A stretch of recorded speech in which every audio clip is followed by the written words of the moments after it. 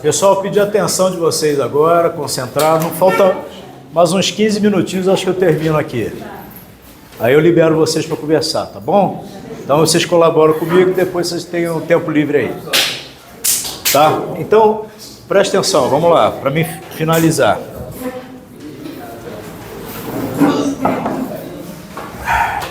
Então veja bem, o Shah Mohammed Pahlavi, pessoal, comecei. O Shah Mohammed Pahlavi, o rei, ele chega ao poder então em 53 com a intervenção direta dos Estados Unidos, da Inglaterra e de Israel. Então, a CIA, a Central de Inteligência Americana, Serviço Secreto, e o Mossad, Serviço Secreto de Israel, vão começar a agir diretamente dentro do Irã, organizando a chamada SAVAK, que é uma polícia política do Shah que reprimia opositores políticos. Perfeito? Nesse contexto, então, como eu falei, o Shah começa um processo de modernização que é a chamada Revolução Branca, que tem um apelo muito grande na questão dos costumes, que vai resultar na reação do Ayatollah Khomeini. Ayatollah Khomeini é preso, expulso do Irã, e ele vai residir no Iraque, que é vizinho do Irã, na região de Najaf. Lá ele vai escrever a teoria do governo do jurista islâmico. Presta atenção nisso aqui. É o governo do jurista islâmico, que é a teoria política que depois vai ser adotada no Irã. Então, o que significa isso? Você tem no Irã uma república. Essa república, ela tem um presidente que é eleito pelo voto. Ela tem uma assembleia que também é eleita pelo voto, tipo aqui no Brasil, Congresso Nacional. Tem tudo isso. Mas acima de todas essas instituições, quem manda de fato no Irã é um órgão religioso que tem a função de manter a Sharia, a lei islâmica, em funcionamento. Então você tem o presidente, você tem a assembleia, mas tem alguém que está acima, que é o chamado Conselho dos Guardiões. Guardiões de quê? Da lei islâmica, da Sharia. E esse Conselho dos Guardiões é quem faz a eleição de quem vai ser o líder máximo do país, que a princípio foi quem? Ayatollah Khomeini, o homem da Revolução de 79. Quando ele morreu em 89, ele vai ser sucedido por uma eleição do Conselho de Guardiões, que são os ayatollahs do regime, pelo Ayatollah Ali Khamenei, que é o que morreu agora recentemente no ataque de Israel dos Estados Unidos. E ontem já foi eleito para suceder o Ali Khamenei, o filho dele, que eu não sei agora o nome porque é notícia de última hora. Então já tem a eleição de um novo Ayatollah. Então, esse Ayatollah, o que é um Ayatollah? Ayatollah, pessoal, é tipo uma autoridade religiosa máxima no islamismo xiita, que é o islamismo do Irã. Então, esse Ayatollah, ele tem o comando, ele tem uma influência gigante sobre o presidente, ele tem uma influência gigante sobre a Assembleia, ele tem poder de veto sobre qualquer lei que a Assembleia vote. Então, se a Assembleia votar uma lei que ele considera que está violando algum princípio do islamismo, ele veta a lei e pronto, e acabou. É assim que funciona. Então você tem uma república, mas essa república funciona sob um prisma religioso. Essa idealização foi feita, esse sistema de governo foi criado pelo próprio Ayatollah Khomeini, quando ele estava no exílio. Né? É a teoria do governo do jurista islâmico, é o nome dessa teoria política. Então, por exemplo, lá no Irã, você tem as Forças Armadas. Quem é que comanda as Forças Armadas?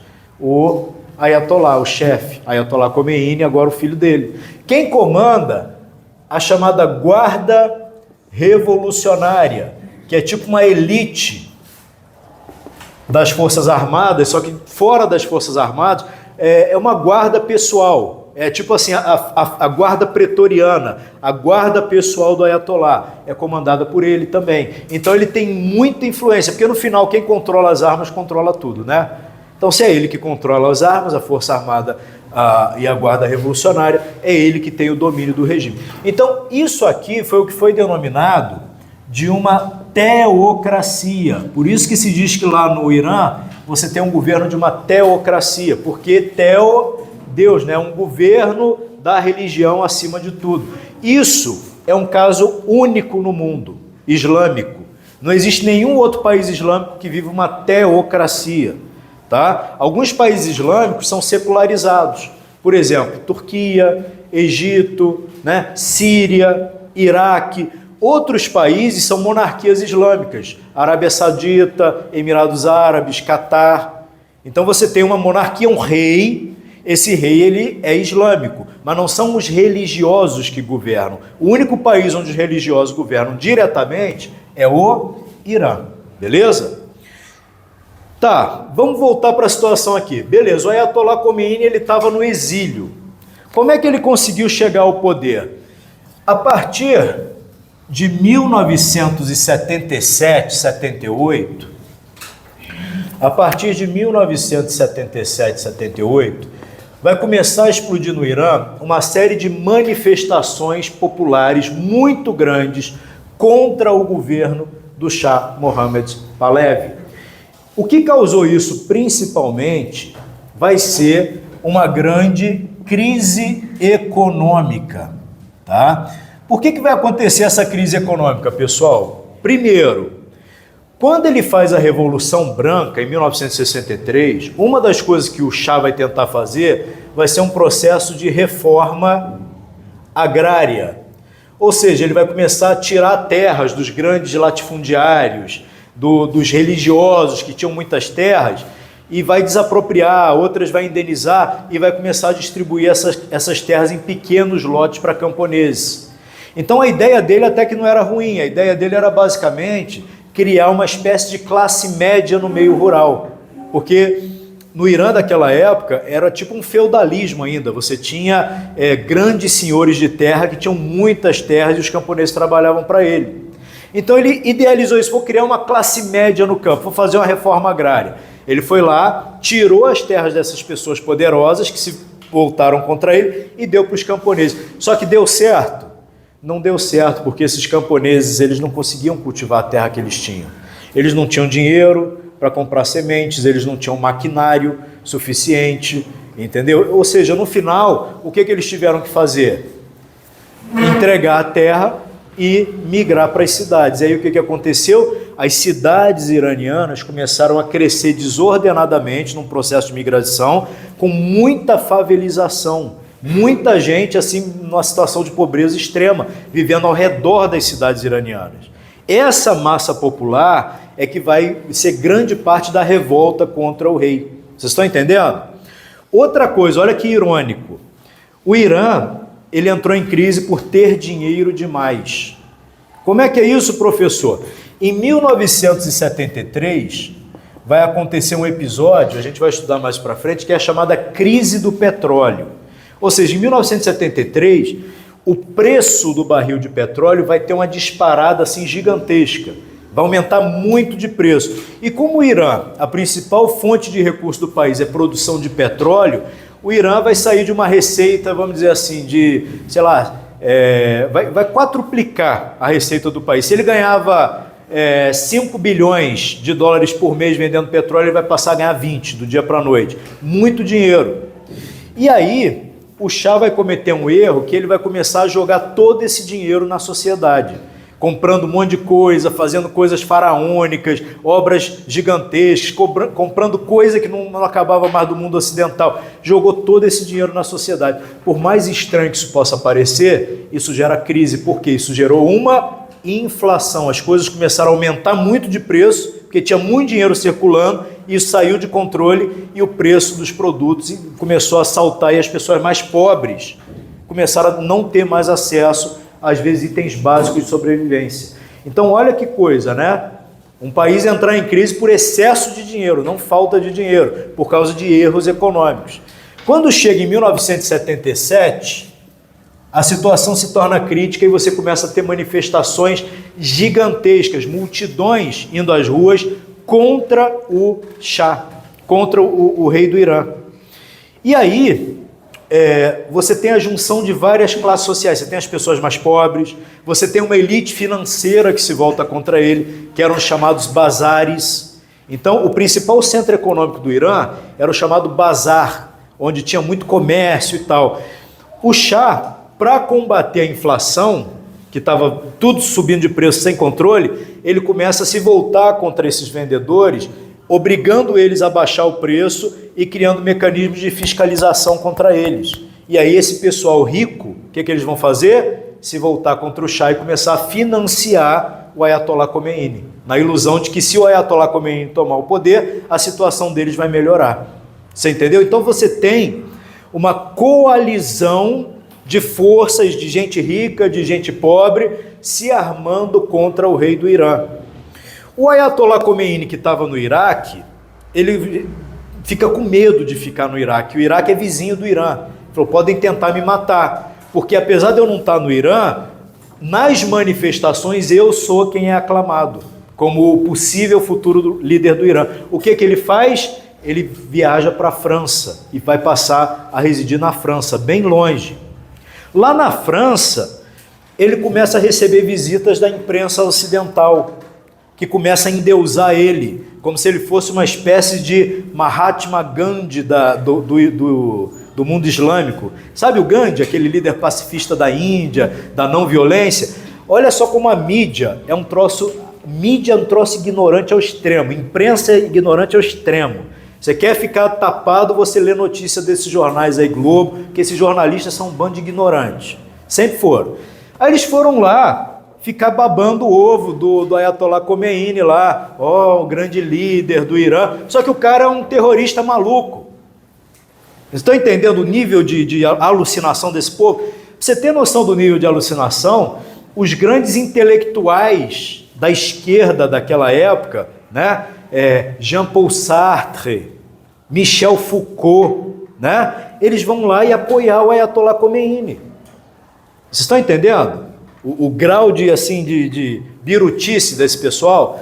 E aí a crise vai se agravando, você começa a ter um sistema na época não tinha rede social, né? Então como é que era a difusão? Olha só que interessante. Já ouviram falar de fita cassete, né? Aquelas fitas antigas, cassete? Então, naquela época era o que tinha. Então, o Ayatollah Khomeini, ele gravava lá na França mensagens em fita cassete.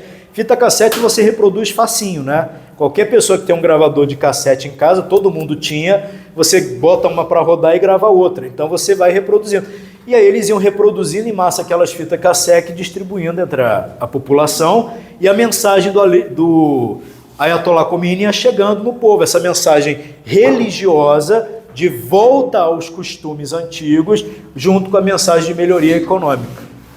Vocês entenderam como é que foi? E aí começa a ter, o Shah começa a botar a polícia lá contra os manifestantes, pum, atira, mata gente inocente.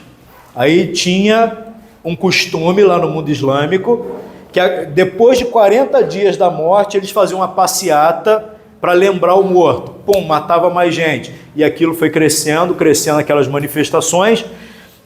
A própria Savak, o exército, começou a falar, peraí, vamos parar com isso, não dá para a gente ficar atirando em manifestante pacífico. O Shah, ele já estava doente, ele estava com câncer e ele abdica e vai embora do Irã, em janeiro de 1979. E aí o Ayatollah Khomeini, que estava na França, ele volta para o Irã e ele assume então o governo, sendo aclamado por multidões e multidões gigantescas, super entusiasmadas com o retorno dele para lá, tá? Os Estados Unidos, a França e os países ocidentais, né, na época tinha um presidente americano chamado Jimmy Carter, que era um idiota total. Então, o Jimmy Carter, ele pensou, ele traiu o Shah, que era o aliado dele. Ele pensou basicamente o seguinte: já que a situação lá está assim, entrega o poder para o Khomeini, desde que ele não seja parceiro da União Soviética, eu acho que a gente pode ser parceiro dele. Ilusão total. Então, os Estados Unidos, eles abriram a porta para o Ayatollah Khomeini entrar lá. E assim que ele chegou lá, ele não perdeu tempo em mostrar quem ele era, não. Aquele pessoal todo da imprensa que ficou apoiando ele, sabe qual é o problema? Ninguém parou para ler o livro dele, porque se alguém tivesse lido a teoria do governo do jurista islâmico, ia saber exatamente o que ele ia implementar, uma teocracia fundamentalista islâmica. Só que o pessoal fechou o olho. Quando ele chega lá, logo vai acontecer um evento bem sério. Vocês sabem que a embaixada de um país é um local, assim, inviolável. Vocês sabem disso, né? Isso é uma regra internacional, assim, por exemplo, se o Brasil tem uma embaixada, sei lá, em qualquer lugar do mundo, nos Estados Unidos, em Cuba, no Iraque, a embaixada brasileira, ela é território brasileiro, ela não é território daquele país. Então, o governo daquele país não pode invadir uma embaixada. Isso é uma regra, assim, uma cláusula pétrea da diplomacia internacional. É uma regra inviolável, porque se as pessoas começarem a violar a embaixada de outros países, vira caos. E a embaixada, ela está lá justamente para você conseguir manter um diálogo entre os países. A situação está insustentável, o que os países fazem? Fecha a embaixada e vai embora. Mas você invadir uma embaixada é um ato, assim, totalmente fora da curva. E aí, estudantes iranianos, não foi gente do governo diretamente, mas é óbvio que com apoio do governo extraoficial, invadiram a embaixada de Israel. E o pessoal conseguiu fugir. Lembra que eu falei que Israel era o país, que o Irã era o país que mais tinha israelenses depois de Israel? O que esse pessoal começa a fazer de Israel? Todo mundo fugir em massa do Irã, porque o cerco começa a apertar. Na sequência, o Ayatollah Khomeini começa a fazer discursos onde ele denomina os Estados Unidos de o grande Satã e Israel de o pequeno Satã, mostrando claramente a hostilidade dele contra Estados Unidos e Israel. Ontem mesmo estava circulando um vídeo do Ayatollah Khomeini, não Khomeini, o Khomeini, o que morreu, lá da década de 80, o repórter pergunta para ele: quem são seus inimigos? Aí ele fala: meus inimigos são Estados Unidos e Israel. E quem é o seu maior inimigo? Nosso maior inimigo é os Estados Unidos. Então, gente, olha a situação do Irã. Vocês estão entendendo? O Irã era o país mais aliado dos Estados Unidos e Israel, era o maior parceiro no Oriente Médio, na época da Guerra Fria, e do dia para a noite ele se torna o quê? O maior inimigo dos Estados Unidos e Israel. Se tem um país no Oriente Médio que odeia de morte Estados Unidos e Israel mais do que todos os outros, é o Irã do regime dos ayatollahs. Vocês entenderam? E aí, na sequência, ainda em 79, o que vai acontecer? Aí o caldo entornou total. A embaixada dos Estados Unidos é invadida, é violada. E os membros da embaixada americana, eles são feitos reféns e ficam reféns na mão dos iranianos por mais de um ano, por 444 dias como reféns do governo iraniano. Os Estados Unidos nunca perdoou isso. Nunca perdoou isso. Todas as outras vezes futuras que o governo iraniano tentou uma aproximação com os Estados Unidos nunca quis aproximação com o Irã, porque a violação de uma embaixada e fazer funcionários reféns é um ato assim totalmente não é civilizado para as nações modernas. Mas isso aconteceu ainda em 79. E aí, o Irã, presta atenção, gente, ele começa a ser um grande financiador de movimentos terroristas. Quando é que vai acontecer? Assim, do que eu estou falando? Só para exemplificar, qual foi a primeira grande manifestação, participação do Irã no terrorismo? Vou explicar. No norte, você tem Israel, ao sul de Israel você tem a faixa de Gaza. Na faixa de Gaza você tem um grupo chamado Hamas, que eu estive falando que foi quem fez o atentado terrorista. No norte de Israel você tem um país chamado Líbano, que é um país que o sul dele é controlado por um grupo terrorista chamado Hezbollah. Tá? E lá do sul do Líbano, o Hezbollah fica fazendo o quê? Mandando bomba em Israel. Tanto que ontem Israel invadiu o Líbano. Então, em 1980, que é essa mesma época que estava acontecendo isso aqui, o Hezbollah começou a jogar um monte de míssil em Israel. E Israel começou uma operação militar chamada Paz para a Galileia, né? Porque a Galileia fica no norte de Israel.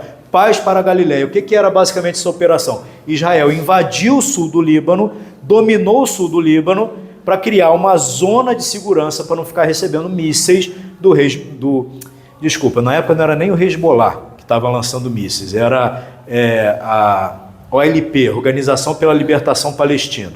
Não era o Hezbollah, presta atenção. E aí, Israel domina aquela região. Em 82, 2 anos depois, vão acontecer em Beirute, capital do Líbano, 2 atentados terroristas gigantescos. O primeiro contra uma base de soldados israelenses, vai matar cerca de 50 israelenses, e o segundo atentado contra uma base de fuzileiros navais americanos que vai matar 250 fuzileiros americanos. É gente pra caramba. Um atentado terrorista em Beirute, 82. E aí o pessoal falou, mas como assim a gente invadiu aqui, a gente acabou com aquela célula terrorista? Quem fez esse atentado? Começaram a investigar e viram o surgimento de um novo grupo terrorista, que era o Hezbollah. E quem financiou a criação e sempre financiou o Hezbollah com armamentos e tudo era o Irã. E aí o Irã, em 84, ele é oficialmente categorizado pelos Estados Unidos como um regime apoiador do terrorismo internacional. Vocês entenderam? Então olha a virada, né? Como é que mudou completamente. E o Irã ficou aquela situação lá, sem resolução, todo esse tempo.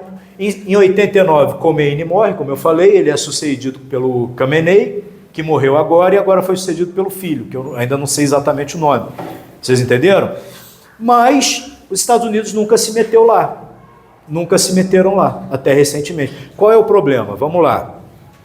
Primeiro, questão da bomba atômica, né? Então, o Irã, ele tem um trabalho sistemático de enriquecimento de urânio.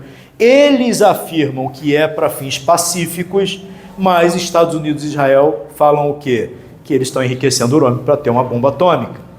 E o presidente Trump, isso o Netanyahu, que é o primeiro-ministro de Israel, ontem estava dando uma entrevista que falou que quando ele foi nos Estados Unidos visitar o Trump, a primeira coisa que o Trump falou é: eles não podem ter uma bomba atômica, em hipótese nenhuma. Por quê? Você imagina um regime que financia terrorismo e tudo mais com uma bomba atômica na mão. O mundo inteiro vai virar refém desse regime.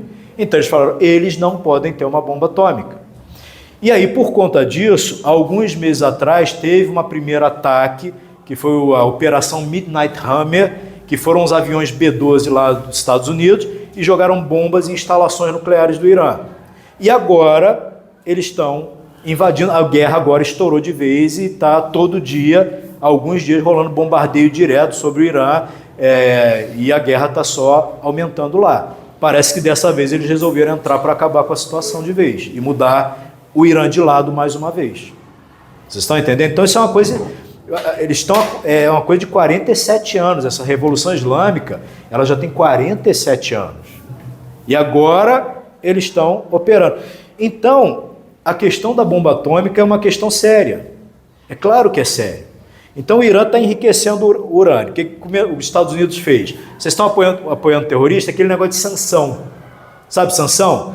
Sanção, você não vamos mais comprar seu petróleo. Sanção, empresas americanas estão proibidas de fazer negócio com o Irã.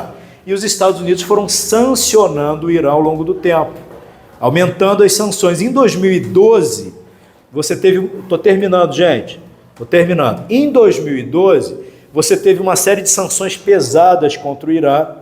Só que quando o presidente Obama entrou, ele fez um acordo com o Irã, um acordo nuclear, que ele tirou todas as sanções do Irã e liberou o dinheiro do Irã, desde que o Irã assinasse um acordo dizendo que ele estava enriquecendo urânio só para fins pacíficos. Uma coisa estúpida. E aí de 2015 a 2018, livre das sanções, o Irã amplificou muito o programa nuclear dele. Quando o Trump entrou em 2018, ele cancelou todos os acordos que o Obama tinha feito e endureceu ainda mais as sanções, colocou as sanções no limite máximo para pressionar o Irã. Entenderam? Essas sanções americanas, lá desde 2018 até agora, o que vieram fazendo? A economia do Irã, ó, descendo. Tanto que hoje o Irã está quebrado. E quando o Irã está quebrado, começa a ter o quê? Manifestações igual teve lá em 79. Que as manifestações de rua que colocaram o Ayatollah Khomeini no poder, agora está tendo um monte de manifestação, de milhões de pessoas. E o governo iraniano, o que ele fez com esses manifestantes, gente? Essas manifestações pacíficas. O que ele fez? Hein? Matou. Oficialmente, o governo iraniano matou 3 mil manifestantes.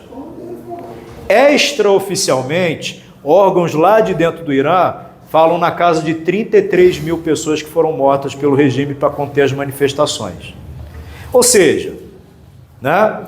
E aí, no meio de todo esse clima, então, Estados Unidos e Israel acharam que era o momento certo para agir, para intervir, viram que talvez o governo estivesse perdendo legitimidade, tá? E interviram, tá bom? Então, assim, e agora a gente não sabe o que vai acontecer. A gente não sabe como é que vai desenrolar isso tudo, mas o negócio lá está quente, vários outros países estão entrando.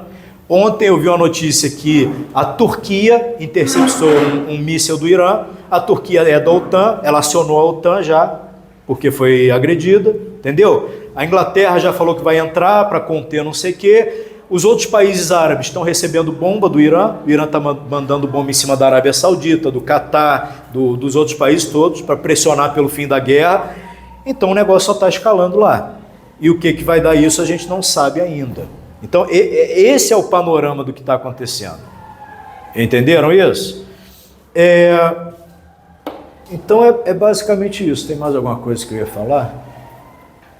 Não, é basicamente isso. Acho que já dá para dar uma noção, né? Alguma pergunta?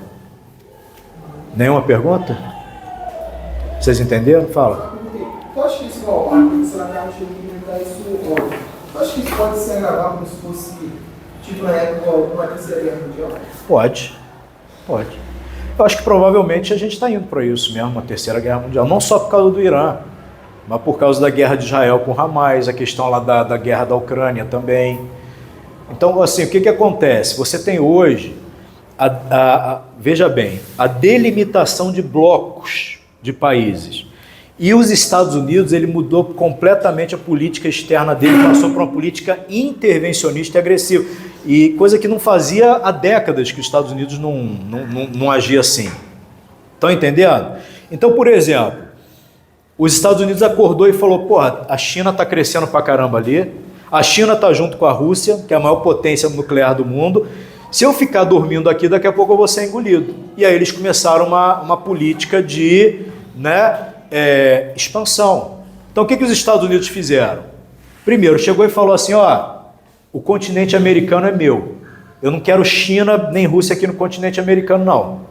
Entendeu? O que ele já fez? Foi lá na Venezuela e derrubou o Nicolás Maduro, que era aliado aqui na América da China, do Irã, dessa galera toda. Agora está agindo no Irã, que é aliado de quem? Da China, da Rússia, para desestabilizar aquilo ali. O Irã fornece petróleo pra caramba para a China e para a Rússia, principalmente para a China. Estão entendendo? O Irã faz parte desse bloco. E aí, assim, o que eu estou observando? O que eu estou observando? Olha, o ataque dos Estados Unidos à Venezuela, que eles foram lá, pegaram o Nicolás Maduro e levaram embora assim como, né? Como quem entra ali, pega. Foi de uma facilidade. Os caras têm uma tecnologia militar assustadora. Não tem ninguém que tem nada perto disso. Você vê a Rússia lá. Beleza, a Rússia tem arma atômica pra caramba. Entrou em guerra com a Ucrânia. Eles acharam que em 30 dias iam acabar com a Ucrânia. Há quantos anos está durando a guerra lá? Ou seja, o que a Rússia demonstrou? Fraqueza. Demonstrou que não é isso tudo. Aí os Estados Unidos vão lá na Venezuela e fazem assim, ó, pum, pega o cara e leva embora. É outro nível, entendeu? Agora vai lá, vai resolver o Irã, né? Pô, os caras vão lá, pum, pum, mandam um míssil e mata o cara. O principal chefe do regime, junto com 40 outras lideranças do alto escalão do regime, e estão lá, já dominaram o espaço aéreo. Alta tecnologia, entendeu? Alta tecnologia. Dominaram o espaço aéreo, já acabaram com a marinha iraniana. Então, os Estados Unidos chegaram e falaram, vocês querem brincar? China, Rússia, vocês querem brincar? Vamos brincar então, vamos ver quem tem... É isso que está acontecendo no mundo. Então, isso tem tendência a se tornar uma guerra generalizada? Tem. Pode ser que se torne. Por enquanto ainda não. Você tem uma guerrinha aqui, outro confronto ali. Porque seria uma guerra mundial se começar um confronto entre Estados Unidos e Rússia, os Estados Unidos e China, aí o negócio muda de patamar, né? Mas pode acontecer? Eu acho que tudo está indo para esse lado, entendeu? Tudo está indo para esse lado, tá? Eu acho que é isso, acho que não faltou nada não. É isso? Alguma dúvida? Quer saber se o Brasil Tem chance do Brasil esperar com esse brutal? Tem. Assim, o que eu vejo? Primeiro, se essa política do Trump de América dos americanos, que é a antiga doutrina Monroe, né? Antigamente existia uma chamada doutrina Monroe, que era o lema América para os americanos, né? Então, isso lá no século XIX, início do século XX, que os Estados Unidos, eles mantinham a América Latina meio debaixo da asa deles, entendeu? Como área deles. Aí, com o passar do tempo, os Estados Unidos passou a não dar a mínima para a América Latina. Aí começou a surgir aqui esses governos anti-americanos. E agora os Estados Unidos estão voltando a ocupar. Então, no Brasil, hoje você tem no Brasil um governo que ele não é pró-americano. O PT não é pró-americano. O PT é parceiro de quem? Da Venezuela, do Maduro, né, desse pessoal todo. Então ele pode ter influência? Pode, chegar algum momento que vai ter alguma influência aqui. Fora isso, no caso de uma terceira guerra, vamos pensar nas outras guerras, Primeira Guerra e Segunda Guerra. Primeira Guerra e Segunda Guerra afetou o Brasil? Afetou de forma indireta. Por quê? É nessas horas que a vantagem você não tem importância nenhuma. Entendeu? O Brasil tem alguma importância? Não tem importância. Ninguém está nem aí para o Brasil. O brasileiro que fica se exaltando achando que é alguma coisa, o Brasil não é nada. Sabe, a realidade mesmo. Um paizinho não tem nada. Assim, então vai ser afetado de forma indireta. Isso é bom por um lado, porque provavelmente ninguém vai estar preocupado em ficar jogando bomba aqui no Brasil. Você entendeu? Como na Primeira Guerra e Segunda Guerra teve coisa aqui no Brasil? Teve. Na Segunda Guerra, teve ataques de submarinos alemães a navios brasileiros, principalmente no Nordeste, que faziam transporte, tipo de Natal para João Pessoa, de Salvador para Fortaleza. Navios de transporte ali, morreu, sei lá, 5 mil pessoas, morreu gente pra caramba. Mas foi só isso que teve, tá? Agora, o Brasil é influenciado como? Economicamente, entendeu? Por exemplo, o Brasil vai chegar um momento que vai ser pressionado. Tu vai ficar do lado de quem? Os Estados Unidos está mais perto, aqui vou ficar do lado dos Estados Unidos. Os Estados Unidos vai chegar, tá bom. Então tu vai contribuir também, tu vai ajudar. Tu vai ter que fornecer pra gente isso, aquilo, outro. É assim, igual foi na Primeira Guerra, Segunda Guerra principalmente. Você entendeu? Na Segunda Guerra, o Brasil o que tinha? Primeiro, tinha uma base aérea aqui, que era importantíssimo para os Estados Unidos levarem aviões para a Europa, porque naquela época o alcance não era tão grande. Então os aviões saíam dos Estados Unidos, iam lá para Natal, no Rio Grande do Norte, na pontinha do Brasil, e de lá eles voavam para a África, para a Europa. Era uma ponte aérea. Dizem que o aeroporto de Natal, naquela época, se tornou o aeroporto mais movimentado do mundo, porque era o tempo todo o avião americano indo e fazendo ponte aérea. Então o Brasil ajudou nisso. O Brasil também enviou algumas tropas, mas foi pouca coisa, né? E fornecimento de material, fornecimento de alimento, fornecimento de borracha, de materiais que o Brasil tem para fornecer. Então é isso, mas afetou profundamente a vida do brasileiro, a Segunda Guerra Mundial? Não. Então isso é uma coisa boa. Acho que se tiver uma terceira guerra mundial, o Brasil vai... Não só o Brasil, a América do Sul inteira, ela vai ser um dos lugares menos afetados. A gente vai ter afetação econômica, sabe? As pessoas é sujeito a ter dificuldade econômica, alguns produtos começarem a faltar e tal. Mas assim as pessoas morrer de fome, sair caindo bomba atômica aqui na cabeça da gente, muito difícil isso acontecer, tá? Só isso? Mais alguma dúvida? Não? Então tá bom. Espero que tenha esclarecido. Pode ir.